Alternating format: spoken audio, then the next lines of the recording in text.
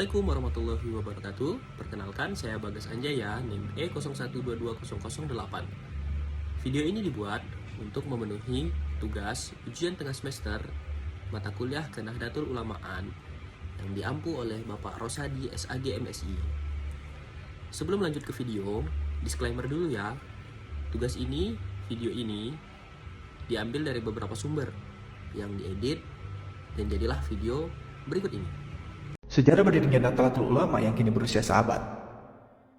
Sebelum menyambut seabad NU, kita perlu mengetahui sejarah singkat Nahdlatul Ulama, karena sebagian orang banyak yang belum mengetahuinya. Nahdlatul Ulama sendiri merupakan organisasi Islam terbesar di Indonesia yang didirikan pada 31 Januari 1926 Masehi, bertepatan dengan 16 Rajab 1344 Hijriah di Surabaya, Jawa Timur. NU memiliki sejarah kelahiran yang begitu panjang di tengah banyaknya perbedaan ideologi dan arah politik di Indonesia pada masa itu, hingga melewati sejumlah perjuangan. Karena berdirinya Nahdlatul Ulama merupakan respon dari berbagai problem keagamaan, peneguhan mazhab, serta alasan-alasan kebangsaan sosial masyarakat. Bahkan, sejarah kelahiran Nahdlatul Ulama tak hanya bertumpu pada perangkat formal seperti pembentukan organisasi lainnya saja. Bahkan, Nahdlatul Ulama lahir berdasarkan petunjuk Allah Subhanahu wa Ta'ala. 1. Sejarah berdirinya Nahdlatul Ulama. Dilansir dari halaman NU Online, kelahiran NU berawal dari kegigihan kalangan pesantren dalam melawan kolonialisme. Perlawanan dilakukan dengan membentuk organisasi pergerakan seperti Nahdlatul Watan dan Nahdlatul Fikri pada tahun 1918. Organisasi pergerakan tersebut dibentuk sebagai wahana pendidikan sosial politik dan keagamaan kaum santri. Ada pula Nahdlatul Tujar yang dijadikan basis untuk memperbaiki perekonomian rakyat. Dengan adanya Nahdlatul Tujar itu, maka Nahdlatul Fikri tampil sebagai kelompok studi yang menjadi lembaga pendidikan perkembangan sangat pesat dan memiliki cabang di berbagai kota. Penjajahan maupun kungkungan tradisi membuat keterbelakangan bangsa Indonesia, baik secara mental maupun ekonomi. Hal ini lantas membuka kesadaran kaum terpelajar untuk memperjuangkan martabat bangsa melalui jalan pendidikan dan organisasi. Di sisi lain, Raja Arab Saudi pada masa itu, Raja Ibnu Saud hendak menerapkan asas tunggal yakni mazhab Wahabi di Mekah, serta hendak menghancurkan semua peninggalan sejarah Islam maupun pra-Islam, yang selama ini banyak diziarahi karena dianggap bid'ah. Gagasan kaum Wahabi tersebut mendapatkan sambutan hangat dari kaum modernisasi di Indonesia, baik kalangan Muhammadiyah di bawah pimpinan Ahmad Dahlan, maupun PSI di bawah pimpinan Haji Umar Said, Djoko Kromo Aminoto.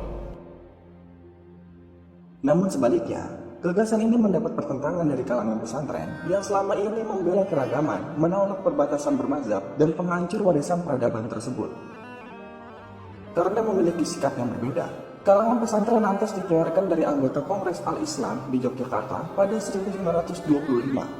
Akibatnya, kalangan pesantren juga tidak dibebaskan sebagai delegasi dalam Muktamar Alam Islam atau Kongres Islam Internasional di Mekah yang akan mengesahkan keputusan tersebut.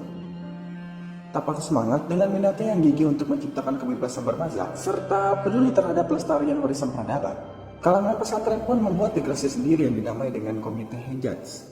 Komite ini diketuai oleh Kiai Haji Wahab Hasbullah. Atas desakan kalangan pesantren yang terhimpun dalam Komite Hejaz dan tantangan dari segala penjuru umat Islam di dunia, Raja Ibnu Saud akhirnya mengurungkan niatnya. Hasilnya, hingga saat ini di Mekah bebas melaksanakan ibadah sesuai dengan mazhab mereka masing-masing. Berangkat dari komite dan berbagai organisasi yang bersifat embrional dan ad hoc, maka setelah itu dirasa perlu untuk membentuk organisasi yang lebih mencakup dan lebih sistematis, juga untuk mengantisipasi perkembangan zaman.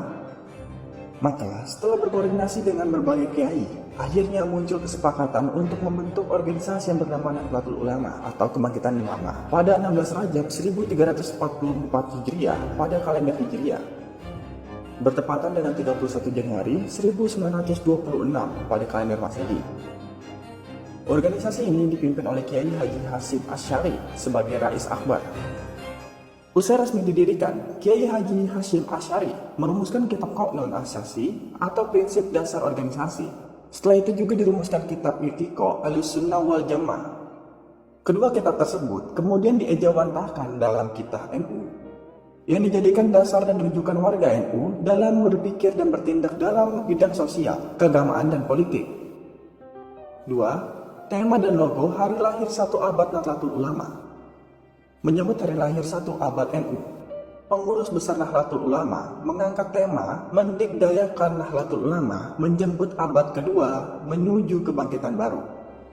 Pilihan tema itu didasarkan dari hadis Rasulullah SAW tentang lahirnya pembaharu di setiap 100 tahun atau 1 abad.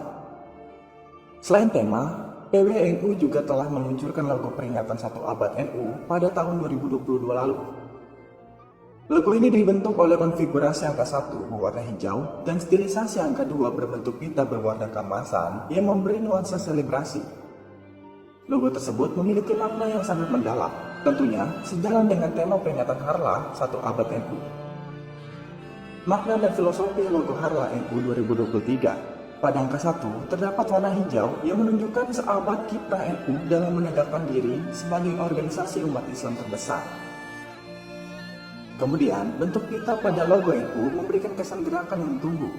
Sedangkan mengikuti angka 1 melambangkan visi dan proyeksi NU untuk mendikdayakan NU dalam menjemput abad keduanya dengan kebangkitan baru seperti tema yang diangkat. Tak hanya itu, warna emas pada pita mencerminkan optimisme dan melambangkan visi mulia yang hendak diraih.